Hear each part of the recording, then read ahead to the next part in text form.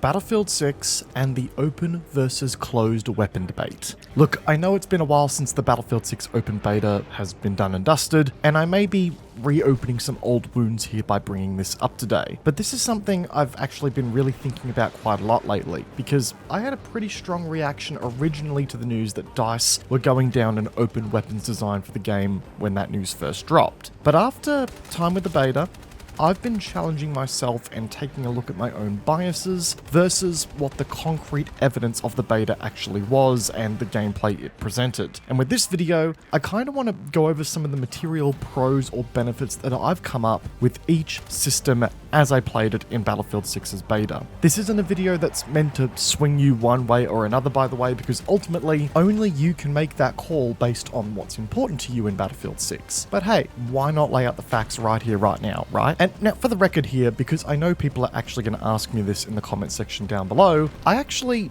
don't really mind which setup DICE decides to go with as the core experience in the game. As I'm about to get to here in a second, after playing both versions in the Battlefield 6 beta, I actually didn't notice that much of a material difference in my gameplay and decision making, and in the gameplay that I saw from my teammates and my enemies. If DICE decides to go down the route of making the core of the game an open weapon system, I'm not going to be that overly cut about it, and I'll still enjoy Battlefield 6 to its fullest potential. But I also think that DICE should make the decision and go back to the closed weapon system at the same time, because that's what the majority of the community wants. I actually don't think that the benefits that come from the open weapon system, which there are some by the way, materially hold enough value to warrant stepping away from what the community expects from the franchise. And to be clear, that's not to say that I think the open weapon system is objectively bad. I just think it's a change that will unsettle I'm going to say it here bluntly, stubborn community just a little bit too much. Which, by the way,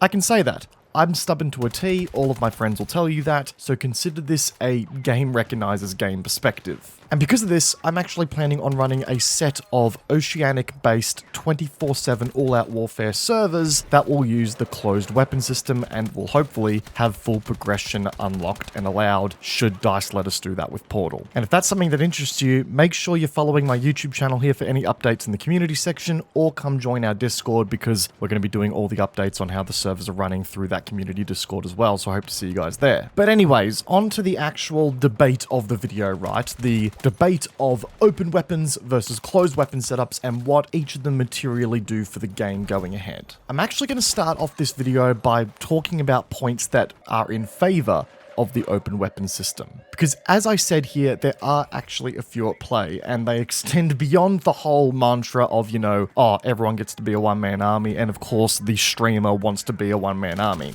No, it goes a bit deeper than that. For one, when you have an open weapon system and you allow all classes to use all the weapons in the game, the class identity remains tied to the gadgets and the specialization of the class. And I actually think that's a really solid argument to be made for this being the case in Battlefield 6. In the majority of previous Battlefield games, there are two influences that influence what class you choose to play in the game. That being the role that you're playing and the role that you plan to fill out on the battlefield, but also the weapon that you want to use, because if there's hard restrictions at play that dictate which setups can use which weapons, you are inherently going to have people picking classes for the weapons alone, whereas under this setup, you are choosing to play a class not for the weapons it carries, but for the role it fills. And you are electing to play as the role and not exclusively as the weapon. And I think that to me is actually a really important delineation to make, because it places more of an emphasis on DICE to give each class in the game a unique identifier beyond the weapon it uses. It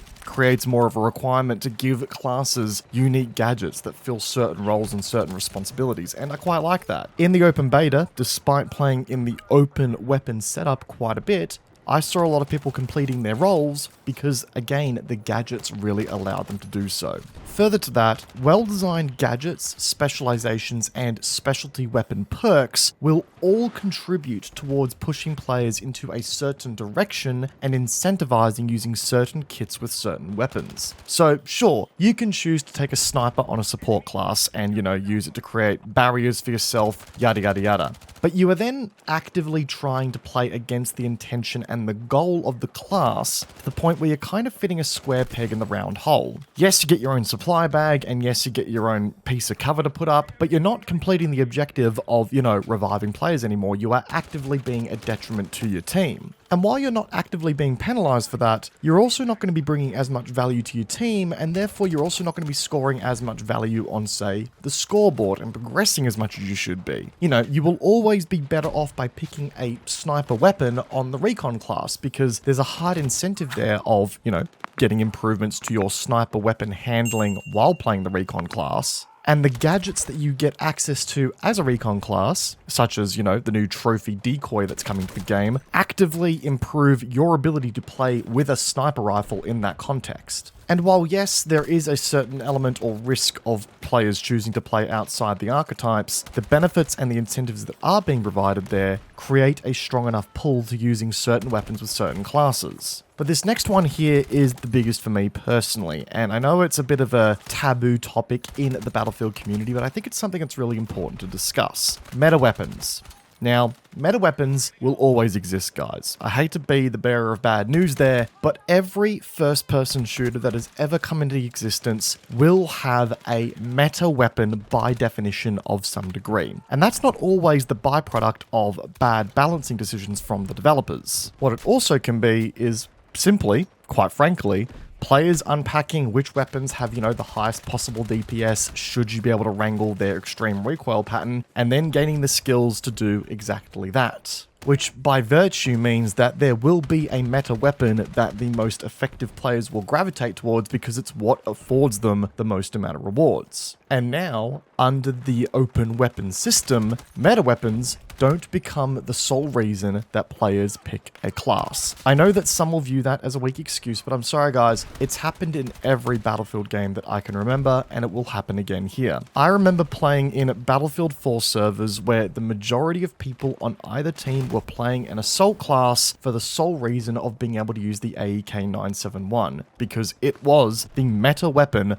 of Battlefield 4. And I guarantee you there will be weapons like that that emerge once again in Battlefield 6. You'll have people playing, say, an engineer class if there is a particularly potent PDW on a closed weapon system, because they don't want to play the role of the class, they just want to farm out with a PDW. Or, Lord behold, you find support classes who are using LMGs because there's an LMG that's particularly overtuned at a time or is just particularly great for whatever reason. Yeah, people are going to gravitate towards that role, not to be a support to the team, but just to farm absolutely crazy kills. And further to that, classes also get a bit more flexibility in their ability to perform on the battlefield. The crazy part about this is that the assault rifle category is honestly practically the most flexible weapon platform in any first-person shooter game, and they, if they're available to all classes, are probably going to be the one weapon type that gets used on the majority of classes in this game, which in turn does give classes a little bit more flexibility to perform their role. Ultimately, guys, the one core underlying argument behind all of this, I think, for the open weapon system is that class identity shifts from being underpinned on,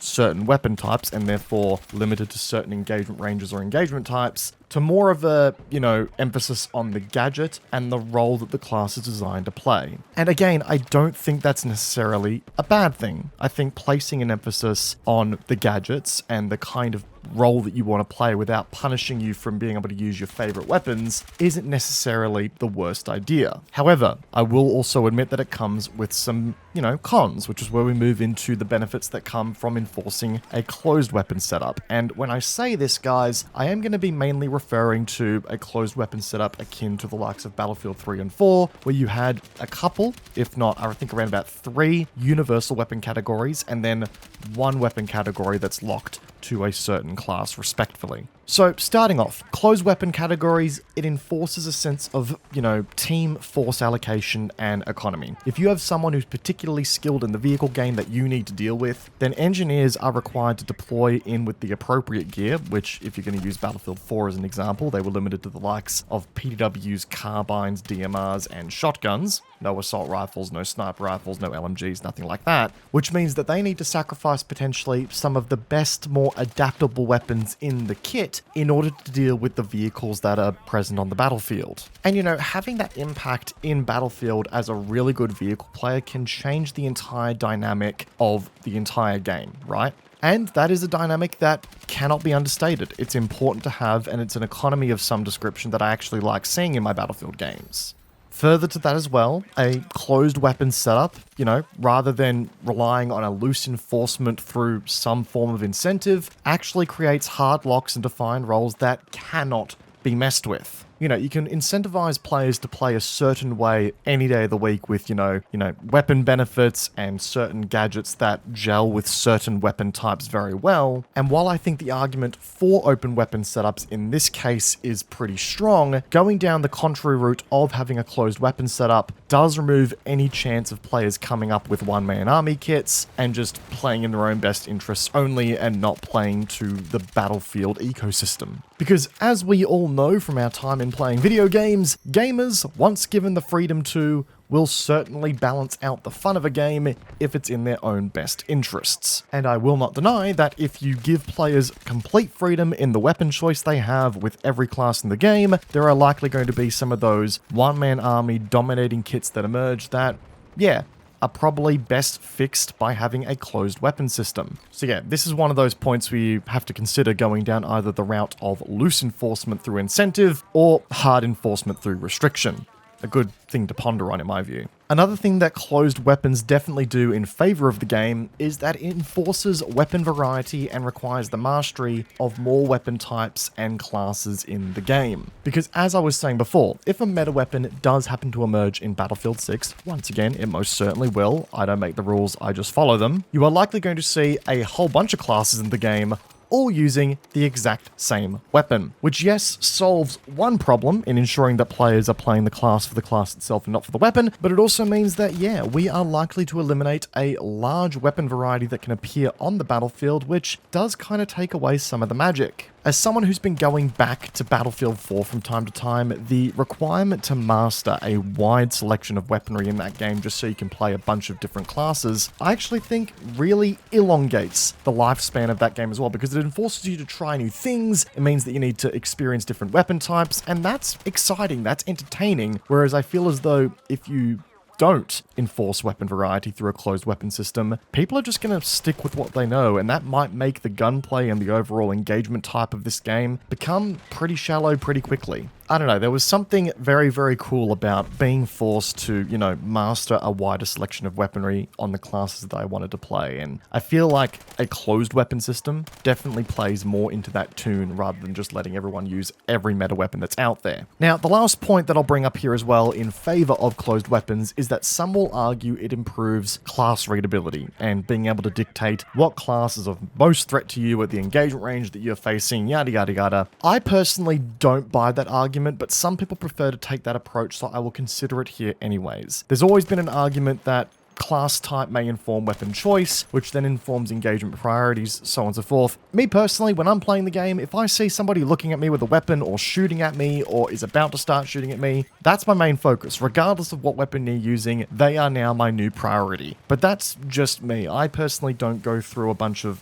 I'm going to say it, mental gymnastics that pick out who I'm going to start shooting at first. But if people do like having that readability and they like going through that internal justification of what they're going to shoot at first, then sure, going to an open weapon system, it's going to be jarring and you're going to run into scenarios where you will face a weapon category that you're not really expecting to face. So again, while I'm not too married to that one in particular, I've also just said earlier that, well, the Battlefield community is stubborn and I think DICE should go down the closed weapon system because it's what they're used to. And look, there's an argument to be made in favor of that under the closed weapons argument framework, if you will. Look, guys, I've probably missed thoughts, points, considerations for here nor there on either side of the argument, so feel free to let me know what your guys' thoughts in the comment section down below here, but I've really tried to approach this video from as level-headed a position as I can. As I said before, I'm not married to either. I will be running closed weapon setups on my Portal servers when they go live on the game's launch, but in my view, if Battlefield is going to go down the route this time of, hosting both sides of the argument, then just play what you want, man. Ultimately, you're going to have that choice to do so, why not take it up? up, right? If you guys enjoyed the conversation in today's video, be sure to backhand the like button, as it does go a long way to supporting the channel. If you made it this far and you haven't noticed yet, we are in fact running a giveaway for 3 copies of Battlefield 6 Phantom Edition, courtesy of EA. So make sure you guys go down to the pinned comment down below and get amongst that giveaway there, guys. There's a bunch of ways you can enter, and yeah, may the most lucky win on the day. But until next time, guys, peace out, and I will see you guys all in the next video. Take care, guys. Have a good one.